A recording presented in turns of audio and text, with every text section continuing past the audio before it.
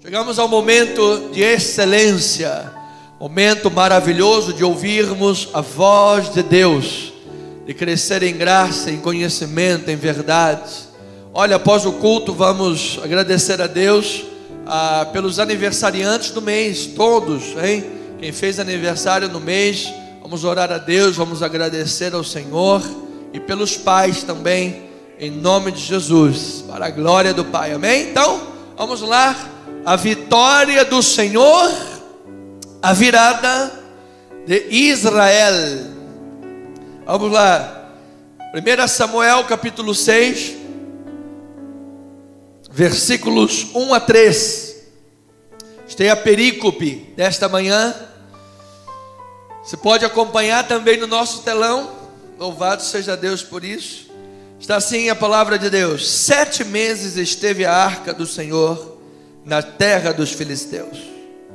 Estes chamaram os sacerdotes, os adivinhadores, e lhe disseram: que faremos da arca do Senhor?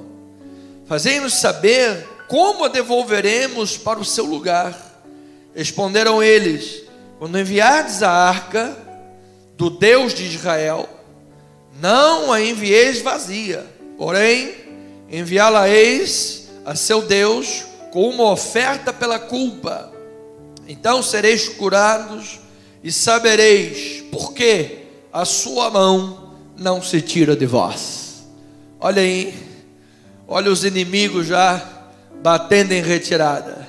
Que esta palavra enriqueça e abençoe a vida da igreja. Vamos orar a Deus. Senhor amado e bendito, a tua palavra é rica, a tua palavra é excelente, a tua palavra é profunda, meu Deus. Somente ela, pela ação do Espírito de Deus e o testemunho interno do Espírito, são capazes de transformar vidas, são capazes de tirar pessoas da incredulidade para a credulidade, capazes de tirar pessoas das trevas para a luz, capazes de gerar uma grande virada na vida. Pessoas que viviam distantes do Senhor, distantes dos teus caminhos, distantes da vida temente a Deus. Agora, pessoas que creem, que vivem submetidas à tua obra. Assim, ó Pai, pela pregação bíblica e pela ação interna do teu Espírito, que esta palavra ilumine corações, que esta palavra preencha vazios, que esta palavra transborde a alegria do Espírito Santo, o gozo da salvação, transformando realidades, transformando momentos, circunstâncias, transformando famílias, casamentos, cursos da vida. Ó Deus, a resposta é tua, a palavra é tua, a glória é tua, a vida, o mundo, a criação, o universo, todas as coisas são tuas, e a ti pertence todo louvor e glória. Queremos aprender mais destas profundidades, riquezas acerca do teu nome e da tua glória, para te servirmos com amor e alegria, conforme tu te agradas. Assim oramos em o nome de Jesus, é a nossa mais sincera e amorável oração em Cristo Jesus. E o povo de Deus diga amém, amém e amém. Muito obrigado, meu amado. Família amada, povo santo de Deus, eleitos segundo a vontade e o amor de Deus antes da fundação do mundo, e agora no tempo e no espaço, alvos da providência divina, pela pregação da palavra, alvos da bênção de Deus em Cristo Jesus. Nós temos estudado Samuel já há um pouco mais de um mês, trazendo para a igreja de Jesus riquezas bíblicas, os tesouros da palavra, para construirmos nesta identidade cristã que temos, fundamentos, paredes, pensamentos bíblicos, e assim abençoarmos a nossa vida espiritual, e assim termos a vida cristã bem assentada, bem construída, apta em Cristo Jesus para os embates da vida e para que vivamos em perfeita vitória, amados. Porque não vos dei leite, não vos dou ilusões, mas todo conhecimento, disse Paulo, acerca de Cristo Jesus, os desígnios de Deus. Então, no retorno da arca para as mãos dos israelitas, o capítulo que estamos lendo, o narrador faz saltar aos olhos que o Deus Santo de Israel, Yahvé, o nosso Deus único, triuno, assim como as coisas referentes a Ele, em tela do texto, a própria arca, devem ser tratados com respeito absoluto.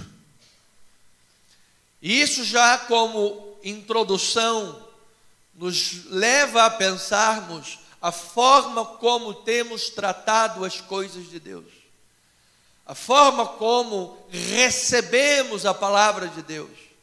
Você sabe que eventualmente visitamos os médicos e ele nos passa lá uma bula, uma receita, e nós, quem tem juízo, pelo menos, segue o que ele está ensinando ali, não é verdade? Toma o remedinho de 8 em 8 horas. De 8 em 8 horas nós tomamos o remédio. Tem que ser assim depois do almoço, não pode ser de estômago vazio. Vai lá, depois do almoço, não é de estômago vazio. Então esta reverência, esta obediência ao ensinamento, à instrução médica, é um sinal de como devemos pensar, de como recebemos a palavra pregada, a palavra de Deus.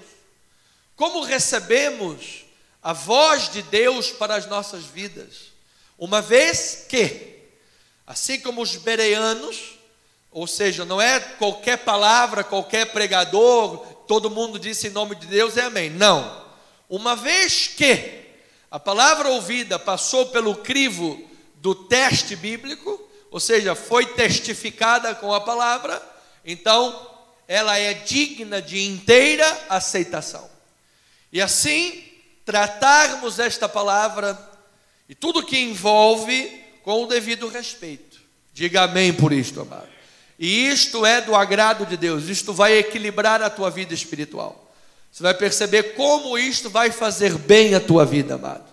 Quando você ouvir a voz de Deus e tratá-la com o devido respeito, tratar a palavra com a devida seriedade, isto vai mexer no casamento, vai mexer na relação com os filhos, vai tratar a tua vida profissional, vai tratar o teu linguajar, a forma de você se pronunciar, a forma de você se colocar em público. Deus vai trabalhar em cada área da tua vida de tal maneira, amado, que esta palavra é útil para educação, correção na justiça, a fim de que o homem de Deus seja perfeito e perfeitamente habilitado para toda boa obra, amado. É o que eu declaro para a tua vida, a habilitação de Deus para toda boa obra na tua vida. Então, vamos começar de onde? Do começo. Tudo começa a ouvires a sua voz, não endureçais o seu. Então, partindo desses princípios, eu lembro, os amados, o pano de fundo que estamos tratando em Samuel 6.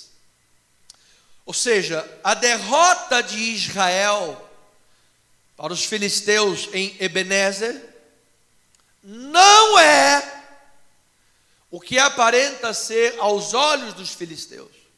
Porque ali aos olhos dos inimigos eles estavam pensando: vencemos o Deus de Israel. Dagom teve a vitória. Quando a arca chegou ao acampamento de guerra, diz que os filisteus ficaram atemorizados. Eles disseram: gente, os deuses chegaram nesse acampamento. Os deuses, no plural, isso quem está falando são os filisteus. Os deuses chegaram ao acampamento. Os mesmos deuses que venceram o Egito, os deuses do Egito, eles ficaram atemorizados. Mas se levantou lá uma voz e disse: ora, gente, vamos lutar como homens. Se morrer, morreu, mas vamos lá e luta como homem. E diz que eles ganharam, recobraram o ânimo e humilharam a Israel.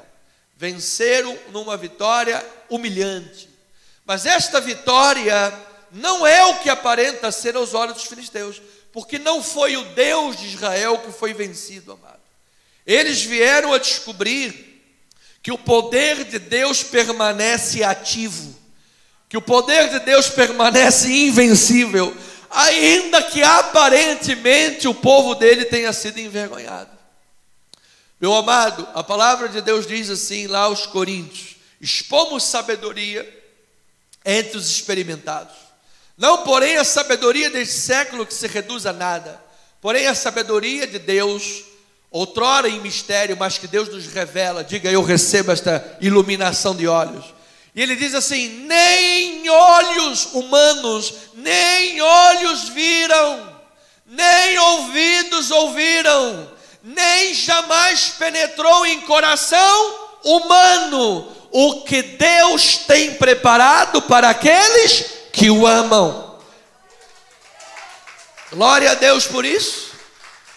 Aí ele diz: mas Deus não o revelou pelo Espírito, porque o Espírito a todas as coisas perscruta, até mesmo as profundezas de Deus. Então estamos aqui perscrutando as profundezas de Deus, porque enquanto os olhos do povo estavam olhando uma aparente derrota, os ouvidos dos povos vizinhos, inclusive Eli, estava ouvindo notícias de que seus filhos estavam mortos. Milhares de homens, centenas morreram, e a arca haviam sido levada, tanto que Eli, quando ouviu que a arca foi levada, quando ele ouviu que os filhos morreram, ele tratou bem, mas quando ouviu que a arca foi levada, ele levou um susto, caiu para trás e quebrou o pescoço. Ou seja, aquilo que os olhos estavam vendo, os ouvidos ouvindo e a carne sentindo, eles não imaginavam que no Espírito Deus estava preparando uma grande vitória para o seu nome, uma grande honra para a sua glória.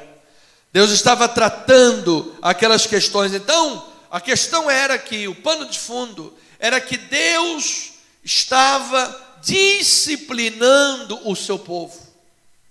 Era um juízo de Deus sobre o seu povo, por causa da impiedade dos filhos de Eli, que eram sacerdotes ímpios, que não se importavam com o Senhor, roubavam as ofertas, tinham uma vida absolutamente devassa na prostituição cultural que havia naquela época, e por causa do próprio sacerdote, porque não ouviu a voz de Deus.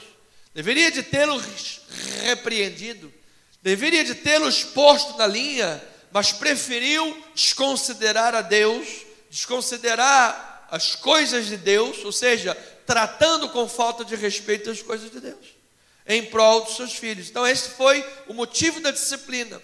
Por outro lado, aí na nossa humanidade, vamos olhar, tudo bem, foi isso que aconteceu, mas em seu tempo, qual é a questão? Como é que isso pairou no ar? Como é que isto ficou? Ou seja, a captura da arca gerou uma tensão no pensamento das pessoas, dúvidas. Como é que o Senhor permitiu que o símbolo visível da sua presença fosse levado? Como é que Deus permitiu que Dagom vencesse o nome de Yahvé? O que vai acontecer agora? O relacionamento do povo eleito com um Deus aparentemente derrotado. As implicações do futuro da nação de Israel. E estas questões nas mentes de um cristão ainda neófito, e muitas das vezes na mente de uma pessoa até mesmo experiente, dependendo das questões, magnitude delas que se levantam, dúvidas vêm à mente, dardos inflamados vêm à mente. O inimigo joga as suas setas e diz: olha aí, Deus não está cuidando de você. Olha aí, Satanás está rindo da tua cara. Olha lá, o que adiantou, seu bobo? O que adiantou você servir a Deus? O que adiantou você gastar horas na madrugada para orar? Agora sim, agora assado. Então essas são as vozes do maligno. Então, lembre que durante o período dos juízes, Israel se corrompeu e adorou os deuses dos povos vizinhos. E lá estavam pelo menos 5 povos em torno daquela região onde os filisteus entraram, Canaã. Então eles adoraram os deuses cananeus, arameus, sidônios, moabitas, amonitas, filisteus. E essa idolatria, ao longo do livro de Juízes, sempre gerou um ciclo de derrota. O povo se corrompia, via a derrota. Depois da derrota, via o arrependimento. Porque Deus levantava um juiz, um homem de Deus, e aí eles ouviam o homem de Deus, se arrependiam, entravam nos trilhos por alguns anos, uma geração, lá por 40 anos, e depois se corrompia de novo. E ficava esses ciclos de idas e vindas, e aqui não foi diferente. Então a disciplina do Senhor veio sobre o seu povo. Então Deus estava lembrando a este povo o que nós podemos chamar da primeira grande confissão de fé. Após o decálogo, foram os 10 mandamentos, as leis escritas, mas uma confissão oral, uma confissão declarada de fé do povo de Israel, que se não precisa abrir, mas vou apenas citar, e não está aqui no texto, lá em Deuteronômio 6, que diz: Shema Israel, Adonai Eloheinu, Adonai Echad. Ouve, ó Israel, o teu Deus é o único Senhor. Diga: o meu Deus é o único Senhor. Não há outro nome pelo qual importa que eu seja salvo. Ele é o nome que eu exalto. Diga: Jesus é o meu Salvador, é o meu Criador, é o meu Deus, é o rocha da minha salvação. Eu exalto o Senhor. Aleluia. Então Deus estava lembrando este povo que Ele é o único Senhor, Ele é o Deus sobre todas as coisas. Então, pano de fundo, disciplina de Deus sobre Israel, as dúvidas que se levantaram, mas veio a resposta de Deus, dizendo: Ele é o único Senhor, soberano. E agora, fique registrado nos anais da história, que Deus disciplina sim os seus filhos, para crescimento e aproveitamento. Diga glória a Deus por isso. Contudo, este Deus soberano, este Deus grandioso, este Deus excelso, sempiterno, imortal, Criador de todos os seres e de todas as coisas, sim, Ele não permite que o adversário zombe da sua glória. Ele não permite que o adversário tripudie a sua glória. Diga glória a Deus por isso. Deus é maior. Deus é maior. Amado, Deus é maior. Ele é digno de todo louvor.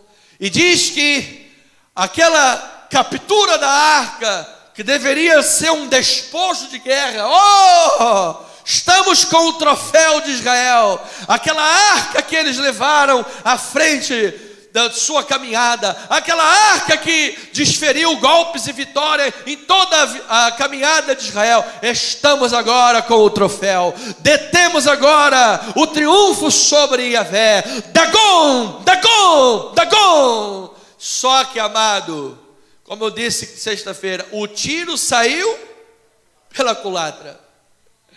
O que era para ser a vitória para eles, Deus mostrou para ele: coitado, bota as barbinhas de molho, porque os meus filhos lá foram derrotados. É eu que estou tratando deles. Eles não devem nada para você, Satanás. Meus filhos não devem nada para você, capiroto do inferno. Eu estou disciplinando os meus filhos, mas sobre vocês a minha mão vai pesar. Então diz, sexta-feira vimos que a imagem de Dagon caiu uma vez. E aí foram lá os de Asdod, pegaram Dagon, porque ele precisa de ajuda, é um Deus que precisa de bengala, e botaram ele de volta no lugar. E no dia seguinte, quando foram lá dar café da manhã de novo para ele, que ele devia comer, alguns pensam que talvez ele fosse um Deus com rabo de peixe, foram lá levar um anzol para ele com minhoca, estava ele caído com a cabeça cortada, mãos cortadas. E a mesma Bíblia que está dizendo que as mãos de Dagon estavam cortadas, as mãos de Deus pesavam sobre aquele povo. Amado, ninguém pode deter a mão de Deus agir. Ninguém pode paralisar este Deus poderoso. A tal ponto que houve pânico crescente entre os filisteus. O Pânico tomou aquele povo, porque houve desolação, aflição entre o povo de Asdod. Eles pediram para tirar a arca da cidade. Quando a arca foi levada para Gate, causou grande pânico. Quando a arca chegou a Ecrom, os ecronitas falaram: não, aqui não, nem entra. Que aquele povo estava tomado do terror da morte que o Todo-Poderoso havia criado entre os inimigos. Então veja aqui em Samuel capítulo 5, versículo 10 a 12. Esse nós temos. Olha lá, 1 Samuel 5, 10 a 12 diz assim: então enviaram a arca de Deus a Ecrom. Sucedeu, porém, que em lá chegando, os ecronitas gritaram, exclamaram, dizendo: transportaram até nós a arca do Deus de Israel para nos matarem, a nós e ao nosso povo. Então enviaram mensageiros e congregaram a todos os príncipes dos filisteus e disseram: então devolvei a arca do Deus de Israel e torne para o seu lugar, para que não mate nem a nós, nem a nosso povo. Porque havia o que, amados? Terror de morte em toda a cidade, e a mão de Deus castigava duramente ali. Os homens que não morriam eram atingidos com tumores, e o clamor da cidade foi até onde? Foi até as abas do céu, amado. Diz que aquele povo começou a exclamar e gritar: oh, socorro, salve, help-me, socorro, a arca da morte chegou até nós, tira esta arca daqui, devolve ao Deus de Israel. E diz que eles chamaram os seus sacerdotes, seus adivinhadores, falaram: o que a gente faz? Como é que a gente vai devolver essa arca? Se você toca nela, você morre. Se você olha dentro dela, você já está lá no outro mundo. Se ela entra na cidade, o povo todo é aterrorizado. Ai meu Deus, o que era para ser um despojo de guerra, uma arca de ouro, agora se veio nos tornar perdição e morte. Como é que nós vamos devolver? Tá bom, devolve, mas não manda de mão vazia. Manda lá ofertas que imitem os tumores. Estudiosos dizem que foi uma peste bubônica. Os mais antigos achavam que eram hemorroidas. Você pensar que fazer hemorroida de ouro é meio complicado, não é verdade? Então eram tumores, era uma peste bubônica, ou seja, aquele tumor cresceu, e aí fizeram os tumores, fizeram ratos, 5 de cada um, representando os 5 príncipes das cidades filisteias, e diz: manda isso, bota no cofre para ninguém roubar no meio do caminho, e manda para esse Deus, porque Ele é tremendo. Diga glória a Deus por isso. Então o capítulo 6 relata como é que a arca retorna para o território israelita. Então, como é que sucedeu esse retorno? Em primeiro lugar, a arca não voltou diretamente para Siló. Siló era o centro de adoração a Deus no período pré-monárquico. Era o lugar onde todos se dirigiam para adorar a Deus. A arca não foi para Siló, também não foi para nenhum lugar de adoração importante. Ela ficou na casa de um levita chamado Abinadab. Por quê? Ela estava à espera de ser transferida para o seu lugar devido, o que somente iria acontecer 20 anos depois, quando lá no capítulo 6 de 2 Samuel, Davi resolve levar a arca para Jerusalém. Ou seja, a arca ainda ficou de stand-by 20 anos na casa de Abinadab, sob os cuidados de seu filho, foi consagrado sacerdote Eleazar. 20 anos de espera. 20 anos que Deus estava preparando o terreno para levar a arca para o seu devido lugar. Amado, esses 20 anos de espera pode parecer muito para você ou para mim, mas são cruciais para que Deus prepare todas as coisas e a glória dele seja manifestada. Deus não coloca neófitos em lugares que não têm condições. Alguns estudos mostram, inclusive, nós estávamos estudando isso há alguns dias, que grandes personalidades, grandes homens atingem ou atingiram grandes cargos e grandes responsabilidade e autoridade na terceira idade. quando apanharam, quando sofreram, já passaram tantas coisas. Nós temos aqui também casos dos amados irmãos que da sua próxima terceira idade que conseguiram honras maiores na sua vida. E chegar a cargos de autoridade, presidência, liderança, que nunca obtiveram. Mas não é que, opa, então fiz 60 anos, 70 anos, agora vai vir honra. Não, acontece que tem lá, usando o amado como exemplo, 45 anos de uma história de aprendizado, de crescimento, para chegar onde Deus colocou. 48, olha lá. Amado, Deus vai fazer grandes coisas na tua vida e na minha também. Diga, eu recebo esta palavra. Só agradeço a Deus de ter começado tão jovem, 13 aninhos de idade, já estava lá o pintinho, estava lá lourinho, pintinho na igreja, sabe, ratinho de igreja. Aí depois foi avançando, pregando, aprendendo, seminário em um lugar, em outro, aprende um pouquinho, faz 50 casamentos, 30 funerais, não sei o que, amado, presídio, e a coisa vai fluindo, e ainda, olha, ainda estou apenas começando, amado, com 38 anos, carinha de 18, louvado seja Deus, aleluia. Então, olha, disse lá Josué, estou com força de 40 anos. Era um velhinho de 80. Estou com força de 40 anos. Eu recebo essa palavra, amado. Os nossos velhinhos da igreja vão ter a força de 40 anos, amado. Oh, glória! A bispa disse um amém forte ali agora, hein? Oh, aleluias! Então, amado, foi um tempo que Deus estava preparando.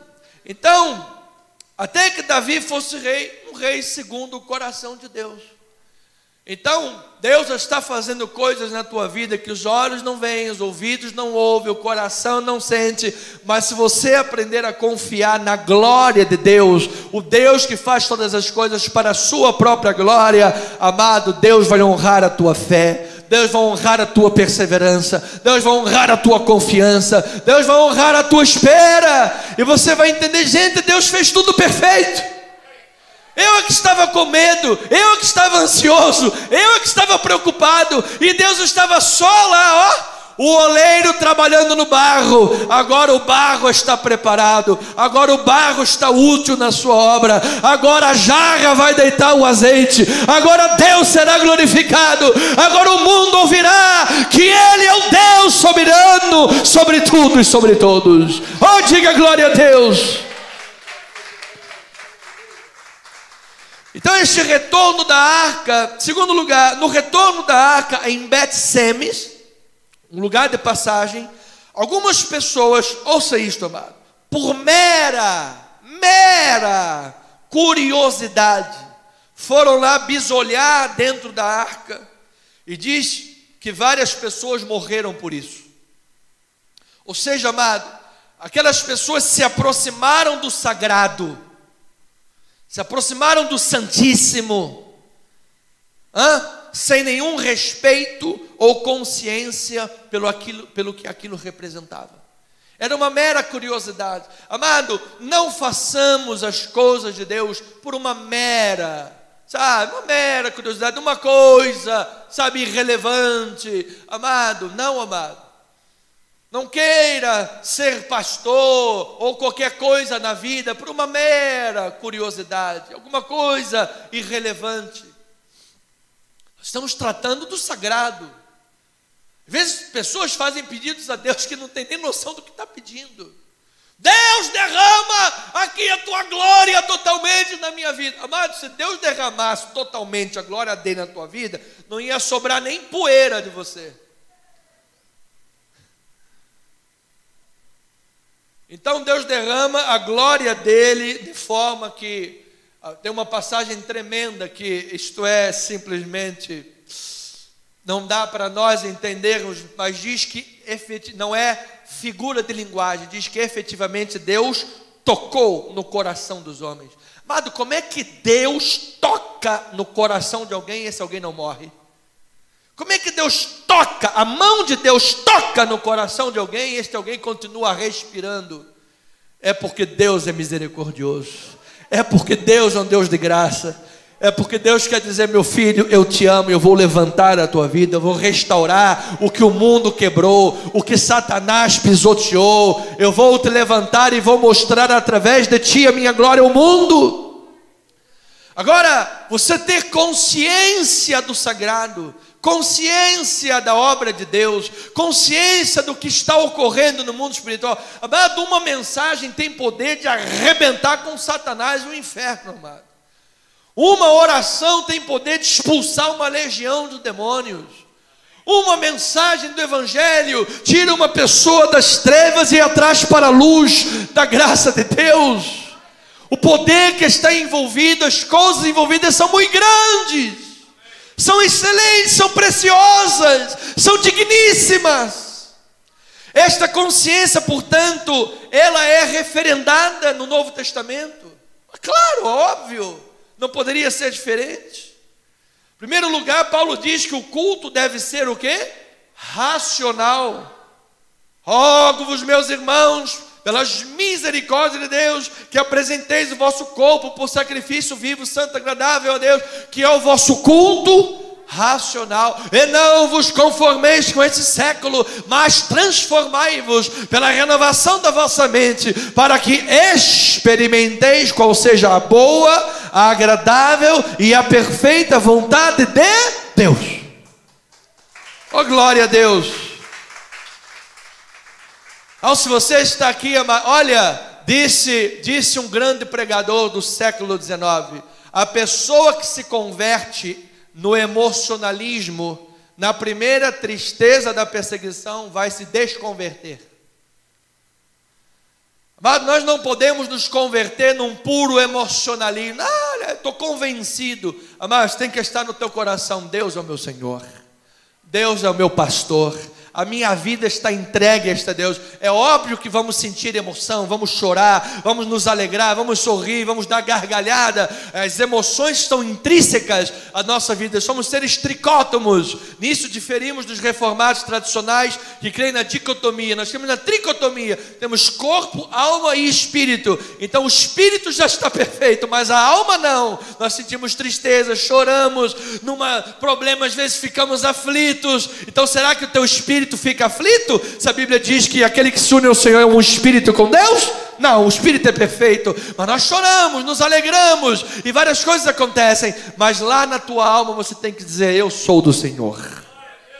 Ainda que a figueira não floresça, ainda que o produto da oliveira minta, ainda que no curral não haja gado, todavia me alegrarei. Ele é a minha salvação, é o meu Deus, é o meu pastor, é Jesus o meu Senhor. Santo é Deus. Também no Novo Testamento o apóstolo Paulo referenda esta importância de saber a consciência do sagrado e da vida espiritual na ceia do Senhor. Ele disse: examine-se o homem a si mesmo. Muitos que iam cear apenas para comer, porque era farta a comida e o vinho, iam para comer e beber e encher a pança, adoeciam e até morriam. Sim, adoeciam e até morriam. Está lá texto neotestamentário, Paulo falando, o apóstolo da graça de Deus, porque faziam, vamos lá, sabe, isso é uma coisa, vamos lá, sabe, não tem importância nenhuma, sabe, importante é quem eu sou lá fora, importante é meu trabalho, importante é o salário que vai cair na minha conta, importante é meu nome, isso aqui é importante. E o reino de Deus a gente vai tratando assim, vamos bailando, ah, é? Tem um filme, que agora eu não me recordo o nome, se eu não me engano, é Mais Que Vencedores. A bispa assistiu comigo o filme, que o homem já está no leito do hospital, ele não conheceu a sua filha por 15 anos, ele está no leito de hospital, já quase cego, e aí entra uma pessoa, enganado até no quarto dele, para fazer o evangelismo no quarto do lado, mas entrou no quarto dele enganado, e aí ele perguntou: quem é você? E respondeu: eu sou professor e tal. Tudo bem. E depois disso, quem é você? Eu também dou aula disso, daquilo. Tá bom. E depois disso, quem é você? Olha, eu sou o pai fulano de tal, assim. Em nenhum momento ele disse: eu sou cristão. Lá para o final das rasteiras, eu lembrei, eu sou crente. E aí aquele homem que ia ser evangelizado, acabou evangelizando e disse: volta para casa e reveja os seus conceitos e responda: quem é você? Qual é a sua consciência cristã? Qual é o seu nível de compromisso e amor a Deus? Qual é o seu nível de comprometimento com a causa do Evangelho? O seu testemunho? Amado, muitas pessoas nunca vão ler a Bíblia, disse Billy Graham. A única Bíblia que elas irão ler é a sua vida. É o seu testemunho. Olha, se você trata mal a sua mulher, eu não quero nem ouvir você pregar sobre Cristo. Se você trata mal as pessoas à sua volta, eu não quero nem ouvir você pregar sobre Cristo. Se você é um soberbo, um orgulhoso, eu não quero nem ouvir você pregar sobre Cristo. Porque para pregar sobre Cristo, você tem que viver Cristo. E quando você vive Cristo, Cristo é que fala por você. Não é o achismo. A Bíblia não é um livro de achismos. A Bíblia não é um livro de ciências humanas. A Bíblia não é um livro de história. A Bíblia é um livro poderoso da fé. E se você viver este poder, esta fé, e receber para a tua vida, para o teu coração, ter a consciência da santidade desta palavra, Deus vai operar na tua vida, amado. Deus vai transformar os teus dias. Deus vai te fazer viver como um cristão iluminado para iluminar a outros. Eu recebo esta palavra, é de glória em glória. Aleluia. Então Paulo ainda diz aos Colossenses que tudo quanto fizerdes, fazei como? De todo o... não é marromeno, não é só o ventrículo esquerdo, meu Deus, eu dou o ventrículo esquerdo para ti, mas o direito, nada, o direito, não, meu Deus, é meu futebol que eu não largo. Não adianta se o Vasco jogar domingo de manhã, não tem culto na igreja, porque eu vou ficar assistindo o Vasco. Ainda mais se ele for ganhar do Flamengo, aí não tem nem conversa. Eu fico um mês sem ir à igreja comemorando. Só Jesus. Então, amados irmãos,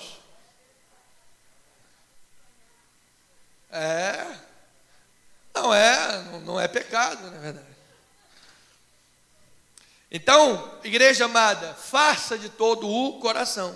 Então, o Senhor e as coisas referentes à obra de Deus devem ser tratados com o mais absoluto respeito, pois Deus é santo.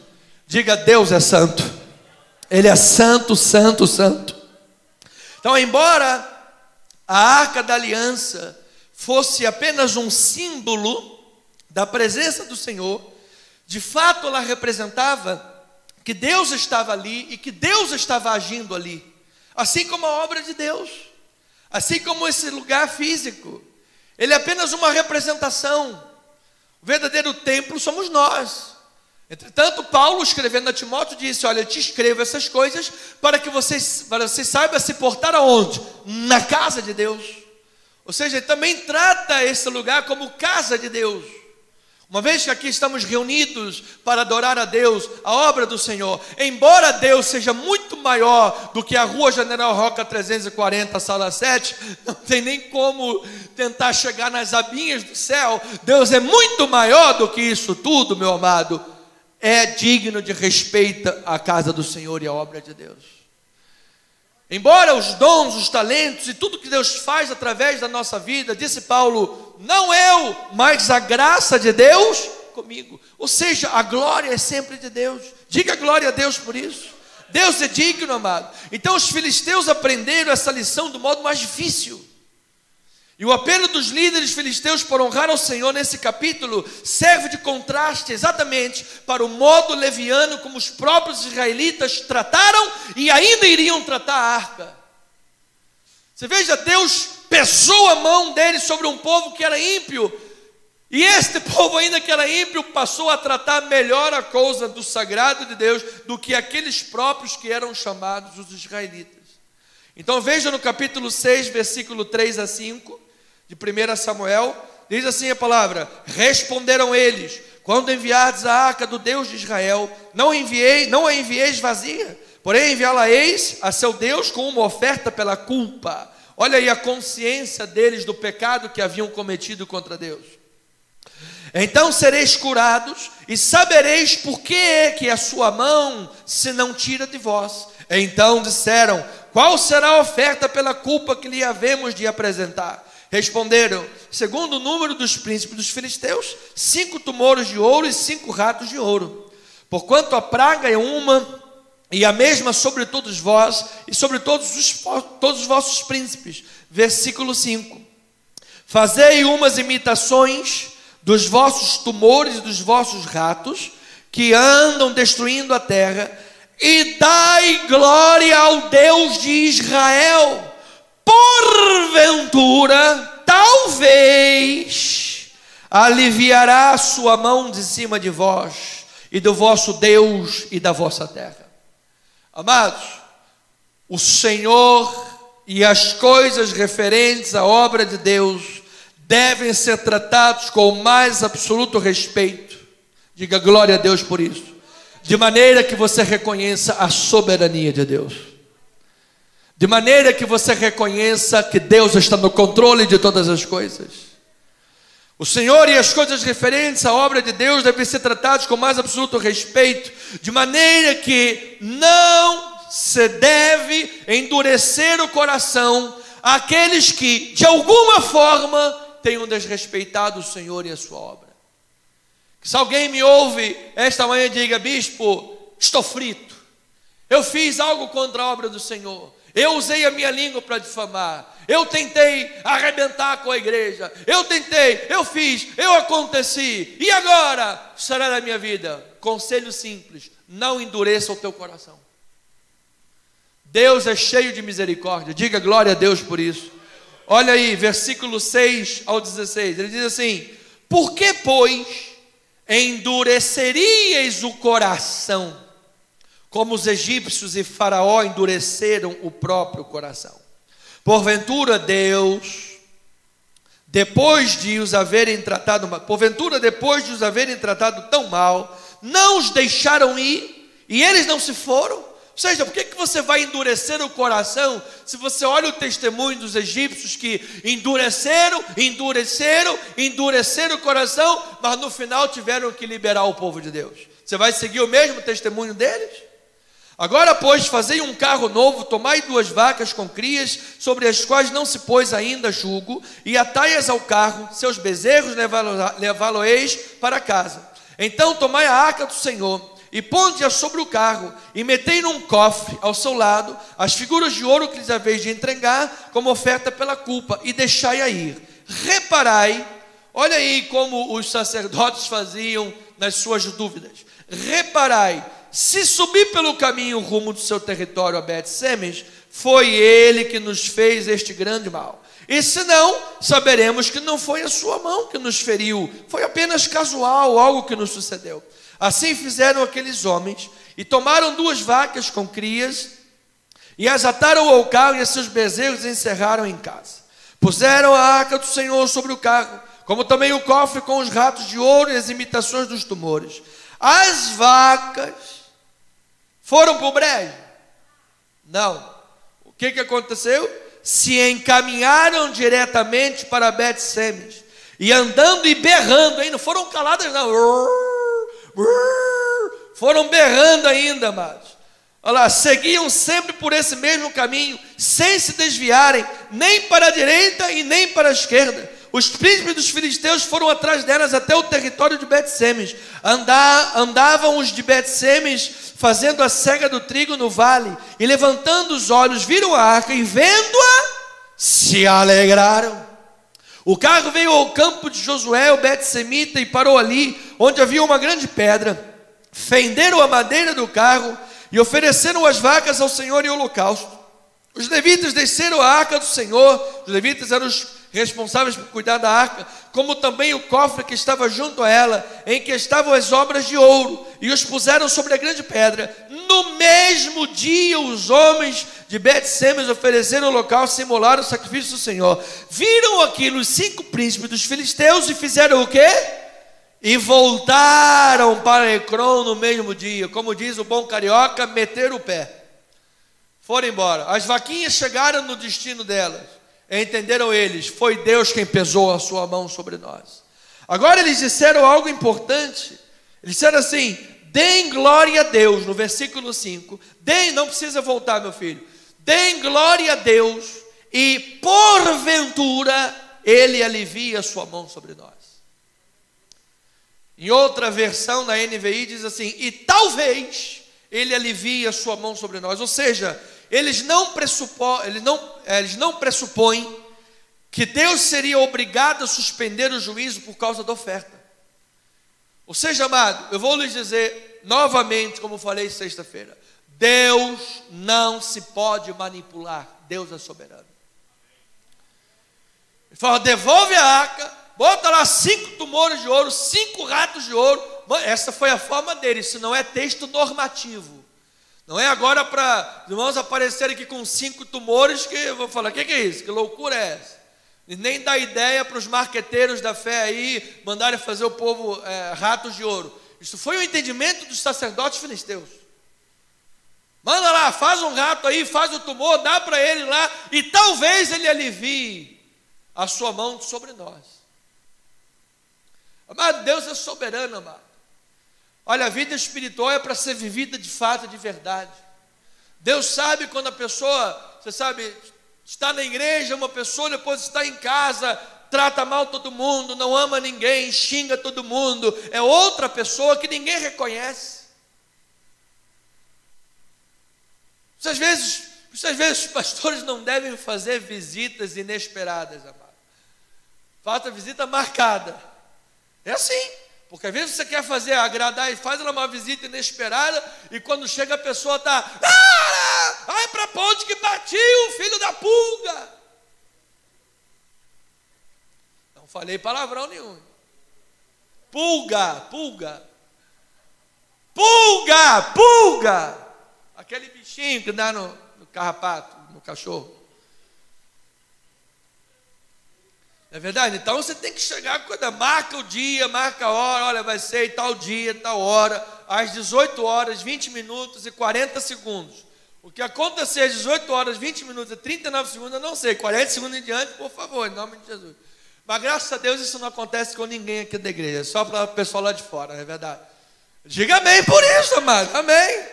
Em nome de Jesus. Então isso é um fato, porque quem é você na igreja? Na verdade, o nosso culto começa em casa, amado. Nossa vida espiritual começa em casa. Diga glória a Deus por isso. Então, eles não têm a pressuposição de que Deus iria suspender alguma coisa. Ele dá glória a Deus, e Deus é soberano. Vamos fazer a nossa parte. Em segundo lugar, eles advertiram os filisteus assim, com severidade, para que não endurecesse o coração como fizeram os egípcios. Amado, se você está ouvindo esta mensagem hoje, pisou na bola, deu mau testemunho, caiu, amado, Deus é misericordioso, não endureça o teu coração. Às vezes a pessoa endurece até por vergonha. Como é que eu vou voltar para a igreja? Como é que eu vou voltar para o reino? Como é que as pessoas vão me receber? Amado, não se importe as pessoas que te receberem mal. Importa-se com Deus a sua obra, se é genuíno teu arrependimento. O que não pode é você se arrepender, vá lá, pede perdão e depois espalha para todo mundo que foi o outro que pediu perdão, que aí é pilantragem da sua parte. Não é verdade? Ora, se você tem um genuíno arrependimento, é a Deus que você deve toda a glória e todo o louvor. Então, o texto em hebraico, ele tem um trocadilho importante aqui. Porque os filisteus devem dar glória, é o que o texto nos ensina, os filisteus devem dar glória, do hebraico kabod, dar glória ao Senhor e não endurecer, kabed, e não endurecer o coração. Então esse trocadilho chama a atenção para quê? Para uma inversão necessária na atitude. Cabode, dá glória a Deus, e não endureça, cabede, o coração, porque é assim que você vai agradar ao Senhor. Então essas expressões do hebraico são associadas também a 3 ocasiões anteriores a esse texto. Em primeiro lugar, Eli, o sacerdote de Israel, honrou de forma equivocada, ou seja, cabede, mais aos seus filhos do que ao Senhor, não tendo pelo Senhor respeito. Então o hebraico, quando pega o texto de Eli, ele usa essa expressão honrou, cabede. Esse é um trocadilho do hebraico. A língua hebraica tem essas figuras para nos facilitar o entendimento. Ele endureceu, ele honrou os filhos, cabede. Segundo lugar, a glória de Deus, ou seja, cabode, foi-se de Israel quando a arca foi capturada. Porém, esse fato de modo algum incapacitou o Senhor, cujos feitos poderosos de Deus levaram os filisteus a lhe atribuírem cabode, a glória. Ou seja, a glória de Deus se foi de Israel, mas Deus disciplinou os filisteus e eles deram glórias a Deus. Você percebe como é que Deus vai agindo na história? Depois diz que a mão de Deus pesa sobre os filisteus, ou seja, cabede, porque eles tinham um coração o quê? Duro, cabede também. E ele diz, olha, não endureçais os corações. É hora de você, cabode, é hora de você dar glórias a Deus. Então, amados, olhando o contexto amplo dos profetas anteriores, nós vemos o que com isto tudo? O fato de Israel não honrar o Senhor, cabede, levou-os ao exílio. Segundo lugar, a reconciliação ainda era possível. Diga glória a Deus por isso. Veja o que está em Deuteronômio, estamos nos 5 minutos finais. Deuteronômio capítulo 30, vamos lá rapidamente. Versículo 1, olha lá como a possibilidade sempre esteve diante desse povo. Diz assim, de 1 a 10, quando, pois, todas estas coisas vierem sobre ti, a bênção e a maldição que pus diante de ti, se te recordares delas entre todas as nações, para onde te lançar o Senhor teu Deus, e tornares ao Senhor teu Deus, tu e teus filhos, de todo o teu coração e de toda a tua alma, e deres ouvidos à sua voz, segundo tudo que hoje te ordeno, então o Senhor teu Deus mudará a tua sorte, e se compadecerá de ti, e te ajuntará de novo de todos os povos entre os quais te havia espalhado o Senhor teu Deus, ainda que os teus desterrados estejam para a extremidade dos céus, desde aí te ajuntará o Senhor teu Deus, e te tomará de lá. O Senhor teu Deus te introduzirá na terra que teus pais possuíram, e a possuirás, e te fará bem, e te multiplicará mais do que os teus pais. O Senhor teu Deus circuncidará o teu coração, e o coração de tua descendência, para amares o Senhor teu Deus de todo o coração e de toda a tua alma, para que tu vivas. O Senhor teu Deus porá todas estas maldições sobre os teus inimigos e sobre os teus aborrecedores que te perseguiram. De novo, pois, darás ouvidos à voz do Senhor, cumprirás todos os seus mandamentos que hoje te ordeno. O Senhor teu Deus te dará abundância em todas as obras de tuas mãos, no fruto do teu ventre, no fruto dos teus animais, e no fruto da terra e dos teus animais, no fruto da tua terra, e te beneficiará, porquanto o Senhor tornará a exultar em ti, para te fazer o bem, como exultou em teus pais. Se deres ouvidos à voz do Senhor teu Deus, guardando os seus mandamentos e os seus estatutos, escritos neste livro da lei, e se te converteres ao Senhor teu Deus, de todo o teu coração e de toda a tua alma. Amado, a porta está aberta. A porta da graça de Deus está aberta. A grande questão é, você não sabe quando vai morrer, e nós não sabemos quando Jesus vai voltar. Então a pessoa que está aí fora brincando de vida espiritual, não tratando o sagrado a sério, não tratando a obra de Deus a sério, acha que pode viver no pecado, e oba-oba, e está tudo bem, porque eu sou jovem, e eu vou oferecer só as minhas cães brancas para o Senhor. Amado, pode ser que você não tenha amanhã para se arrepender. Hoje é o dia, diga glória a Deus.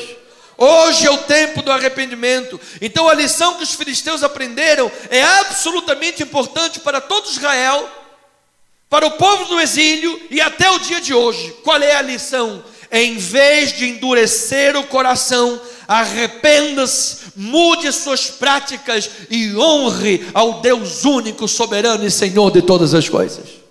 Diante do sagrado, honre a Deus, diga glória a Deus por isso. Diante do sagrado, mude as suas práticas, diga glória a Deus por isso. Diante do sagrado, ame ao Senhor e a sua causa. Então eu termino dizendo, amado, na conclusão do sermão, o Senhor e as coisas referentes à obra dele devem ser tratados com o mais absoluto respeito. Diga amém por isso. Por quê? Embora não seja apropriado identificar o Senhor próprio com a arca, aquele material, a arca, o povo não deve desrespeitá-la, tratando-a como um objeto de mera curiosidade. Embora a obra do Senhor seja, entre aspas, apenas a obra do Senhor, ainda continua sendo a obra de Deus. Ame, respeite, faça o seu melhor de todo o coração. Devemos tratar o Senhor e as coisas referentes à obra dele com mais absoluto respeito, porque a obra de Deus, aqui representada pela arca, é sinal de lugar onde Deus está presente, agindo com o seu poder, tratando vida, restaurando corações, levantando caídos, tirando pessoas do inferno para a luz. Aqui é lugar de amor, de respeito, de reverência, de coração envolvido com a obra de Deus. Para os habitantes de Bet-Semes, a santidade do Senhor é motivo de temor, pois testemunhar em primeira mão as consequências de profaná-la. Amados, o temor do Senhor é o princípio da sabedoria. E não podemos fugir da verdade bíblica, e graças a Deus por ela. Sem santificação, ninguém verá o Senhor.